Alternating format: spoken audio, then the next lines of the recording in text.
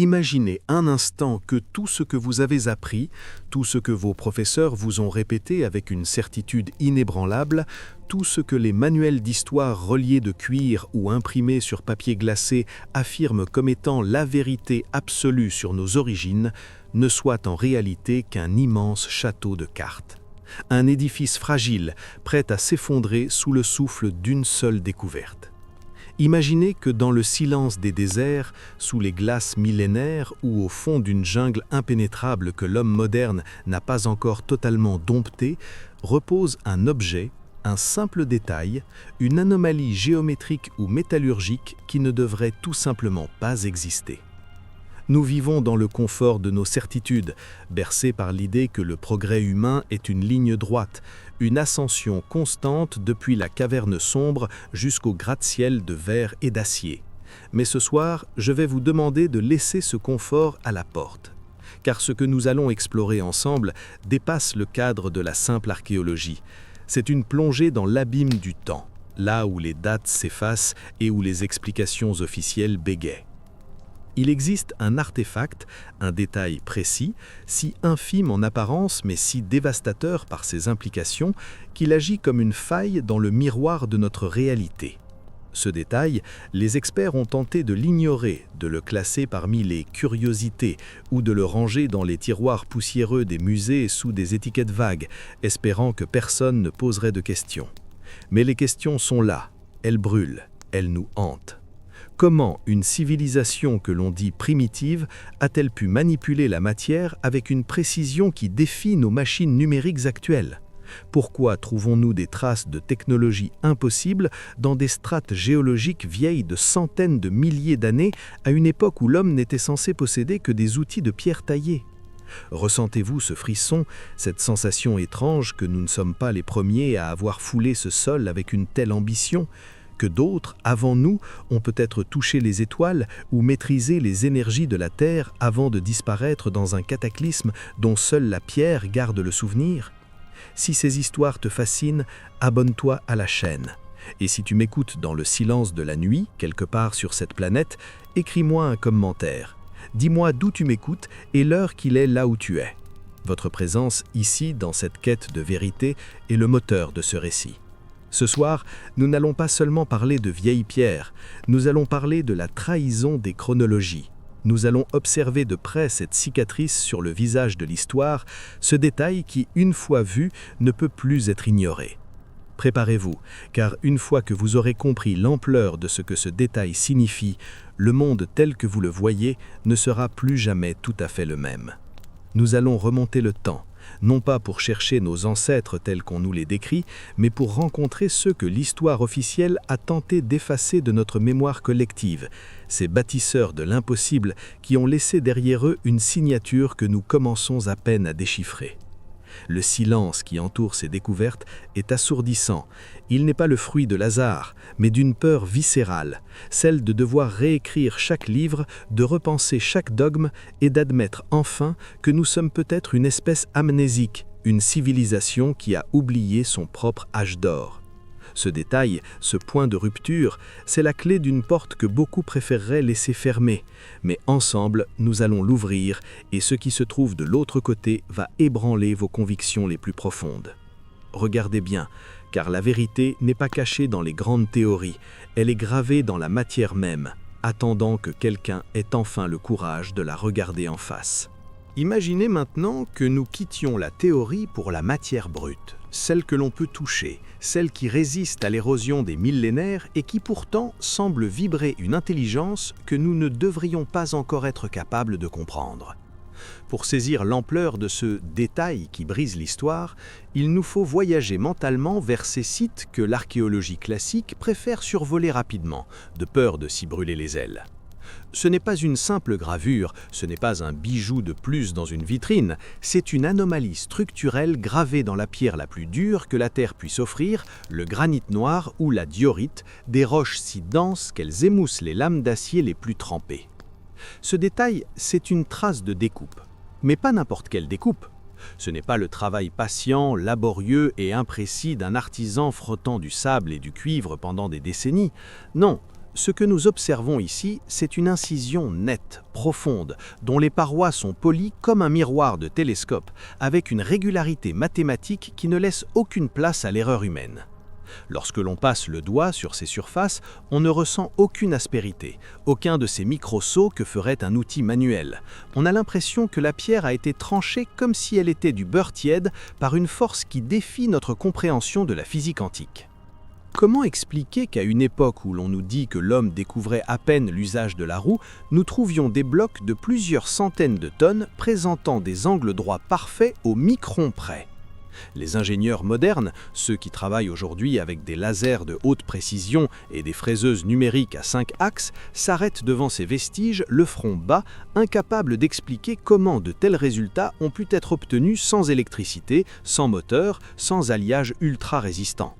Car c'est là que le bas blesse, c'est là que le dogme s'effrite. Pour couper cette roche avec une telle vitesse et une telle netteté, il faut une vitesse de rotation de l'outil et une pression que seule une technologie de pointe peut générer. Mais le détail va encore plus loin. En examinant ces traces de scies circulaires de plusieurs mètres de diamètre, on s'aperçoit que l'outil s'est enfoncé dans la roche avec une avance par tour de disque qui dépasse de loin nos capacités actuelles. C'est comme si l'outil traversait le granit à une vitesse qui rendrait nos machines de chantier ridicules de lenteur. Et c'est ici que l'émotion nous submerge, une sorte de vertige métaphysique. On se rend compte que nous ne regardons pas les restes d'une civilisation en devenir, mais les vestiges d'une civilisation qui était déjà arrivée au sommet, peut-être même plus haut que nous ne le sommes aujourd'hui. L'histoire officielle, celle qui trône dans les universités, tente de nous expliquer que tout cela a été fait avec des maillets en pierre et de la patience. Mais la patience n'explique pas la perfection géométrique, la patience n'explique pas pourquoi dans des carrières abandonnées depuis des éons, on retrouve des marques de forage qui s'enfoncent en spirale dans la roche avec une régularité que seule une machine automatisée pourrait produire. Chaque fois qu'un expert tente de reproduire ces gestes avec des outils de l'époque, il échoue. Il échoue lamentablement. On nous montre des documentaires où des ouvriers déplacent de petits blocs, mais on ne nous montre jamais comment ils ont réalisé ces coupes chirurgicales dans des blocs de la taille d'une maison. C'est ce détail, cette précision technologique anachronique qui agit comme un venin pour la chronologie établie. Si cet outil existait, alors tout le système s'effondre. Car un outil capable de trancher le granit suppose une métallurgie avancée. Une métallurgie avancée suppose des mines, des hauts fourneaux, une chimie complexe. Une chimie complexe suppose une écriture, des mathématiques supérieures, un système de transmission du savoir. Et soudain, le primitif que l'on nous dépeint dans les grottes s'efface pour laisser place à un ingénieur, un architecte, un maître de la matière dont nous avons tout oublié. Regardez ces blocs, observez la manière dont la lumière joue sur ces angles impossibles, ressentez l'insulte que cela représente pour notre logique moderne. Nous sommes les héritiers d'un secret qui a été volontairement ou accidentellement enfoui sous les sables du temps. Ce détail n'est pas une erreur de parcours, c'est la preuve irréfutable que nous avons eu des prédécesseurs dont la puissance technique nous ferait passer pour des enfants jouant avec des bâtons. Et plus on creuse, plus on réalise que ce détail n'est que la partie émergée de l'iceberg. Il y a une sorte de tristesse infinie à imaginer cette connaissance perdue, ce génie qui s'est éteint dans un cracas que nous n'avons pas entendu. Pourquoi n'y a-t-il pas de traces de ces machines dans les archives?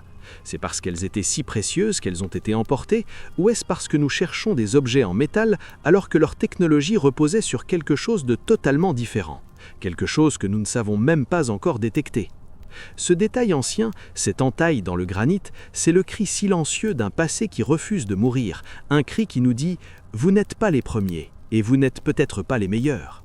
Si vous pensiez que ces traces n'étaient que des accidents isolés, des anomalies perdues dans le décor de l'histoire, détrompez-vous. Ce détail qui pulvérise nos certitudes se retrouve aux quatre coins d'un monde qui, selon nos livres, ne communiquait pas encore. Pour comprendre l'ampleur du séisme archéologique que nous vivons, il faut se transporter mentalement vers les hauts plateaux de l'Égypte. Mais pas là où les touristes s'agglutinent pour prendre des selfies. Il faut descendre dans l'ombre du Sérapéum de Saqqara, ce lieu qui semble avoir été conçu pour des géants ou pour des dieux dont nous avons oublié le nom. Imaginez-vous marchant dans des galeries souterraines étroites, creusées à même le calcaire, où l'air est lourd, chargé d'une électricité statique que l'on ne s'explique pas. Là, dans des niches creusées avec une régularité de métronome, reposent d'immenses sarcophages en granit noir, pesant chacun plus de 80 tonnes, avec des couvercles de 30 tonnes posés par-dessus. L'histoire officielle nous murmure à l'oreille que ces cuves étaient destinées à enterrer des taureaux sacrés. Mais regardez de plus près. Approchez votre lampe de la surface du granit. Ce que vous allez voir est le détail ultime. La précision du polissage est telle que la surface est parfaitement plane sur plusieurs mètres carrés, avec une tolérance de l'ordre du millième de millimètre. Comment, avec des outils de cuivre et des pierres à polir, des artisans auraient-ils pu obtenir une telle planéité à l'intérieur d'une boîte de granit, là où l'espace est trop restreint pour de grands mouvements? C'est physiquement impossible. C'est un défi à la logique de la friction. Plus troublant encore, les angles intérieurs de ces coffres sont d'une netteté effrayante. Des angles droits parfaits que nous ne pourrions obtenir aujourd'hui qu'avec des lasers ou des fraiseuses à pointe de diamant. Qui a pris la peine de polir l'intérieur d'un coffre destiné à être enterré dans le noir absolu avec une précision digne de l'optique moderne? Pourquoi un tel déploiement de technologie pour une fonction si rudimentaire? À chaque pas que nous faisons dans ces couloirs sombres, la version officielle s'étiole. On sent le malaise des guides. On voit le regard fuyant des égyptologues quand on leur demande comment ces masses de 100 tonnes ont été descendues dans des galeries si étroites qu'un homme moderne peut à peine y circuler. Il n'y a pas de place pour les leviers, pas de place pour les cordes, pas de place pour les milliers d'esclaves que l'on nous dessine sur les fresques. Ce détail, ce polissage impossible est la preuve que ces boîtes n'étaient pas des cercueils, mais peut-être des composants d'une machine vibratoire, des résonateurs dont nous avons perdu le mode d'emploi. Mais traversons maintenant l'océan, vers les sommets vertigineux des Andes, à Pumapunku, en Bolivie. Ici, le détail devient une claque visuelle. Nous sommes à près de 4000 mètres d'altitude, là où l'oxygène se fait rare, là où la vie est une lutte de chaque instant. Et pourtant, éparpillés sur le sol, comme les pièces d'un jeu de construction titanesque, reposent des blocs d'andésite, une roche volcanique presque aussi dure que le diamant. Ces blocs présentent des rainures, des trous de forage et des découpes en forme de hache d'une complexité géométrique absolue. Regardez ces rainures de seulement quelques millimètres de large, parfaitement droites, avec des petits trous espacés de manière mathématique, tout au long du tracé. Ce n'est pas l'œuvre d'un ciseau et d'un marteau, c'est l'œuvre d'un instrument de précision qui a usiné la roche. On parle ici de préfabrication en série. Les blocs sont tellement identiques qu'ils sont interchangeables, comme des pièces de Lego. Cela implique une standardisation, un concept que l'on attribue normalement à la révolution industrielle du XIXe siècle. Comment une civilisation pré-Inca, censée ne pas connaître la roue ni l'écriture, a-t-elle pu concevoir une architecture modulaire aussi avancée? C'est ici que le doute se transforme en certitude. Le détail ancien, cette rainure parfaite, ce trou de forage en spirale, cet angle droit poli, est la preuve que ces boîtes n'étaient pas des cercueils, mais peut-être des composants d'une machine vibratoire, des résonateurs dont nous avons perdu le mode d'emploi. Et partout, le même silence des autorités. On nous parle de peuples primitifs ayant une dévotion religieuse sans limite pour expliquer ces prouesses. Mais la foi, aussi grande soit-elle, ne remplace pas une mèche de forage. La ferveur mystique ne donne pas les connaissances mathématiques nécessaires pour calculer la résistance des matériaux sur des blocs de 400 tonnes. Ce que nous voyons sur ces sites est l'empreinte digitale d'une science oubliée. Une science qui ne reposait peut-être pas sur le pétrole ou l'électricité, mais sur le son, sur la fréquence, sur une compréhension de la matière que nous commençons à peine à affleurer avec la physique quantique. Ressentez l'immensité de ce que cela implique. Si ces sites ont été construits avec cette technologie, alors l'histoire de l'humanité n'est plus un long fleuve tranquille, mais une série de cycles, de sommets et d'abîmes. Nous serions les survivants d'un naufrage global, tentant de reconstruire une barque avec des débris de cuirassés. Chaque bloc de Pumapunku, chaque cuve du Sérapéum est un message dans une bouteille jetée à la mer du temps. Et le message est clair, nous étions là, et nous étions plus grands que vous ne pouvez l'imaginer. Ce détail, cette petite millimètre de précision qui ne devrait pas être là, c'est la fissure par laquelle la lumière de la vérité commence à filtrer, éclairant les zones d'ombre d'une archéologie trop sûre d'elle-même. Et ce n'est que le début de notre voyage, car si la pierre peut être façonnée ainsi, qu'en est-il de la chronologie elle-même? Si nous sommes trompés sur le comment, à quel point nous sommes-nous trompés sur le quand? Nous avons accepté, sans trop poser de questions, une chronologie qui nous place au sommet d'une pyramide de progrès. On nous dit que les pyramides de Gizeh datent de 4500 ans, que les temples incas ont quelques siècles, et que l'humanité civilisée n'a que 6000 ans d'existence. Mais que se passe-t-il quand la pierre elle-même, par sa simple usure, par sa peau érodée par les éléments, commence à crier une vérité bien plus ancienne? C'est ici que le détail devient une faille temporelle. Regardons de plus près le grand sphinx de Gizeh. Pendant des décennies, on nous a répété qu'il avait été sculpté sous le règne de Khéphren. Pourtant, un détail a sauté aux yeux des géologues, des hommes qui lisent la terre comme on lit un livre ouvert.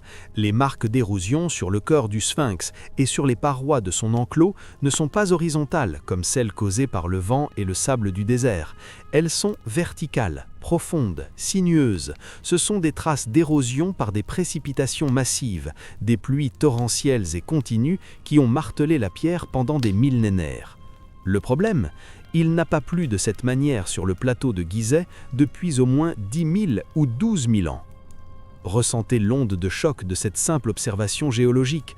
Si le sphinx porte les stigmates d'un climat qui n'existait plus à l'époque des pharaons, alors il a été sculpté bien avant. Il nous contemple depuis une époque où le Sahara était une prairie verdoyante, une époque que les historiens qualifient de préhistorique, peuplée de chasseurs-cueilleurs nomades.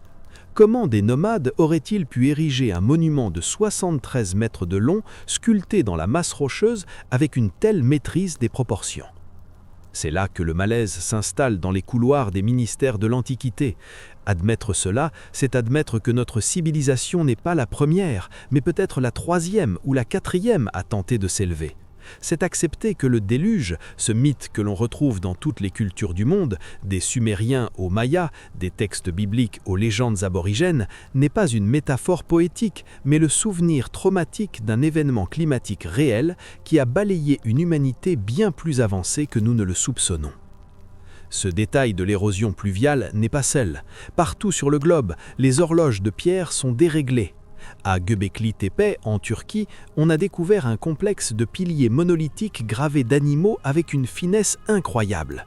Ce site a été volontairement enterré, mis sous cloche par ses propres créateurs il y a 11 500 ans. Pourquoi? Pourquoi enterrer un tel savoir? Ce site est plus vieux que l'invention de l'agriculture selon la science officielle. Cela signifie que des gens que l'on croyait incapables d'organisation sociale complexe érigeaient déjà des sanctuaires astronomiques alignés sur les étoiles avec une précision de navigation moderne. On nous ment, ou du moins on nous cache l'ampleur de notre ignorance.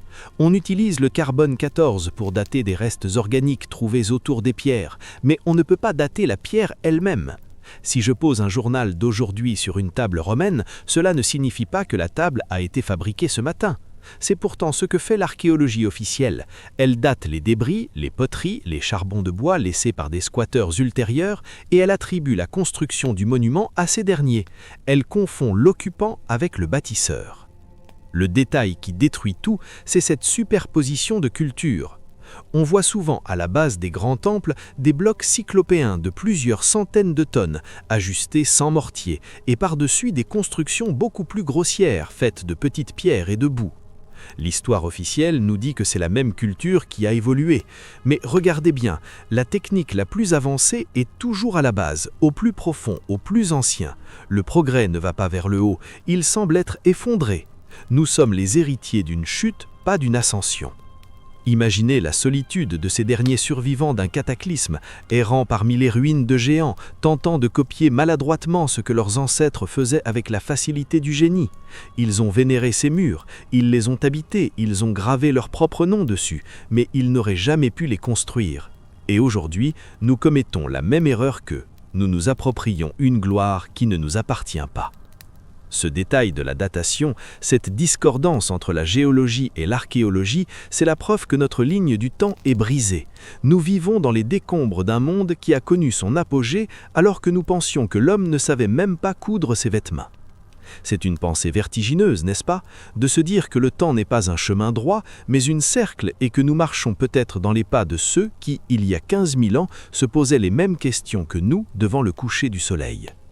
Plus nous avançons dans cette enquête, plus le voile se déchire, et ce que nous allons découvrir dans la suite nous obligera à ne regarder plus vers le sol, vers les pierres et la poussière, mais vers le ciel. Car si ces bâtisseurs avaient une telle maîtrise du temps et de la matière, d'où tiraient-ils leur savoir, et surtout quel message ont-ils voulu nous laisser graver pour l'éternité dans la géométrie des étoiles? Nous avons exploré les entrailles de la Terre, nous avons caressé le granit poli et nous avons contesté les horloges de sable de l'archéologie moderne. Mais il existe un détail plus grand encore, un détail qui ne se mesure pas en millimètres, mais en années-lumière. Ce détail, c'est l'alignement. Partout sur le globe, les bâtisseurs de l'impossible n'ont pas seulement posé des pierres, ils ont ancré le ciel sur la terre. Et c'est ici que la coïncidence s'arrête pour laisser place à une science astronomique qui ne devrait pas exister à l'aube de l'humanité. Regardez les pyramides de Gizeh. On nous dit qu'elles sont des tombeaux, mais leur orientation par rapport au nord vrai est d'une précision de 3/60 de degré. C'est une marge d'erreur plus faible que celle de l'Observatoire de Paris à sa construction. Comment des hommes munis de cordes et de bâtons ont-ils pu aligner des millions de tonnes de roches sur les pôles magnétiques et géographiques avec une telle rigueur? Mais le véritable choc vient de la disposition même du plateau. En 1994, une théorie a fait trembler le monde académique, la corrélation d'Orion. Les 3 pyramides ne sont pas alignées de manière aléatoire. Elles reproduisent au sol, avec une fidélité troublante, la position des 3 étoiles de la ceinture d'Orion. Mais attention, le détail qui détruit tout est là. Elles ne correspondent pas au ciel de l'époque des pharaons. Pour que l'alignement soit parfait, pour que le Nil devienne le reflet terrestre de la Voie lactée, il faut remonter le temps grâce au logiciel de précession des équinoxes. Il faut revenir en l'an 10 500 avant notre ère. Pourquoi des bâtisseurs auraient-ils gravé dans la pierre une carte du ciel vieille de 8000 ans par rapport à leur propre époque? À moins, bien sûr, que les monuments ne datent réellement de cette période reculée, ou qu'ils aient été conçus pour marquer une date précise dans l'histoire de l'humanité, le moment où tout a basculé. Ce n'est pas un cas isolé. À Angkor Wat, au Cambodge, le plan du temple reproduit la constellation du dragon. À Teotihuacan, au Mexique, la chaussée des morts est une représentation physique de la distance entre les planètes de notre système solaire. Ressentez l'implication de ce que je vous dis. Ces peuples connaissaient l'existence d'Uranus, de Neptune et de Pluton, des planètes invisibles à l'œil nu, que nous n'avons redécouvertes qu'avec l'invention du télescope moderne. Comment pouvaient-ils savoir ? Comment pouvaient-ils mesurer la précession des équinoxes, ce cycle lent de la Terre qui dure 25 920 ans, alors qu'une vie humaine ne permet même pas d'en percevoir le moindre changement? Ce détail astronomique est la preuve d'une observation continue sur des milliers d'années ou d'un héritage de connaissances venues d'ailleurs, d'une source que nous n'osons pas nommer. On nous parle de superstition, mais la superstition ne construit pas des observatoires de pierre capables de prédire les éclipses et les solstices sur des millénaires. Il y a une émotion vertigineuse à réaliser que nous marchons sur une planète qui a été balisée. Ces monuments sont des phares temporels. Ils nous disent que ceux qui nous ont précédés comprenaient que la Terre n'est pas un objet isolé, mais qu'elle danse au rythme du cosmos. Ils savaient que notre destin est lié au cycle des étoiles. Et ce détail, cet alignement parfait avec des constellations lointaines, suggère que ces sites n'étaient pas des lieux de culte, mais des outils pour stabiliser la conscience, pour mesurer le temps profond, ou peut-être pour communiquer avec quelque chose qui nous dépasse. Imaginez la scène, le silence de la nuit sur le plateau de Gizeh il y a 12 000 ans. Le sphinx, avec son corps de lion, regarde le soleil se lever exactement dans la constellation du lion. C'est l'ère du lion. Tout est en harmonie. Et soudain, le cycle tourne. Les étoiles se déplacent. Le monde change. Ce que nous voyons aujourd'hui ne sont que les restes d'une horloge cosmique brisée, mais dont les rouages tournent encore pour ceux qui savent regarder. Le détail ancien, c'est cette mathématique céleste incrustée dans la roche. C'est la preuve que la science n'est pas née avec Galilée ou Newton, mais qu'elle a été redécouverte. Nous sommes comme des enfants qui trouvent une calculatrice dans le sable et qui l'utilisent comme un marteau. Nous voyons des temples là où il y avait des laboratoires, nous voyons des dieux là où il y avait des maîtres de la physique. Et pendant que nous nous disputons sur la date de construction d'un mur, les étoiles continuent de briller au-dessus de nous, confirmant minute après minute que l'histoire que nous racontons est une version simplifiée, presque enfantine de la réalité. Préparez-vous pour l'ultime étape de notre voyage. Car si les pierres parlent et si les étoiles confirment, il ne nous reste plus qu'une question, la plus terrifiante de toutes. Pourquoi ? Pourquoi ce savoir a-t-il disparu ? Et que nous dit ce détail sur notre propre futur ? Nous voici arrivés au bord de l'abîme, à ce point de non-retour où les faits accumulés ne peuvent plus être ignorés, où le détail devient une preuve et la preuve devient un vertige. Nous avons vu la pierre tranchée comme du verre, nous avons vu des blocs de 100 tonnes déplacés comme des plumes, nous avons lu le ciel de l'an 1500 avant notre ère gravé dans la géométrie des monuments. Maintenant, nous devons affronter la question qui brûle toutes les lèvres, celle que l'histoire officielle évite soigneusement pour ne pas avoir à s'effondrer. Si cette civilisation était si puissante, si avancée, si connectée aux forces mêmes de l'univers, comment a-t-elle pu disparaître sans laisser d'autres traces que ces squelettes de pierre ? La réponse se cache peut-être dans ce que les géologues appellent le Dryas récent. Il y a environ 12 800 ans, la Terre a subi un cataclysme d'une violence inouïe. Une hausse brutale des températures, suivie d'un gel apocalyptique, des montées des eaux de plusieurs dizaines de mètres en quelques semaines. Les mythes du déluge ne sont pas des inventions de prophètes en mal de sensation, ils sont le rapport d'enquête des rares survivants d'un monde qui a littéralement fondu. Imaginez nos villes actuelles, nos serveurs informatiques, nos gratte-ciel de verre, nos voitures électriques face à un tsunami de 2 km de haut et à des séismes qui déchirent la croûte terrestre. Que resterait-il de nous dans 10 000 ans ? Rien, sinon quelques objets en plastique dégradés et peut-être, si nous avons eu la prudence de bâtir avec elle, la pierre. C'est là le détail ultime qui détruit l'histoire officielle. La pierre n'a pas été choisie par hasard, ses bâtisseurs savaient. Ils savaient que le métal rouille, que le bois pourrit, que les écrits sur papier ou sur support numérique s'effacent en un clin d'œil à l'échelle géologique. Ils ont choisi la roche la plus dure, la plus éternelle, pour y coder leur science. Ils ne nous ont pas laissé de livres, ils nous ont laissé des énigmes architecturales, chaque angle de la grande pyramide, chaque emboîtement parfait des murs de Sacsayhuaman est une capsule temporelle destinée à une humanité future qui aurait enfin retrouvé les capacités intellectuelles de les comprendre. Nous regardons ces vestiges avec l'arrogance du présent, pensant que nous sommes le point culminant de l'évolution. Mais la vérité est bien plus sombre et plus humble. Nous sommes une espèce amnésique vivant dans les ruines d'une civilisation de géants de l'esprit. Ce détail ancien, cette précision chirurgicale dans le granit n'est pas un message de supériorité, c'est un avertissement. Il nous dit que la technologie ne protège pas de l'effondrement. Il nous dit que nous avons déjà atteint les sommets et que nous en sommes tombés. Ressentez le poids de cette réalisation. Si l'histoire est cyclique, si nous ne faisons que redécouvrir ce qui a déjà été maîtrisé, alors chaque seconde de notre époque prend une dimension différente.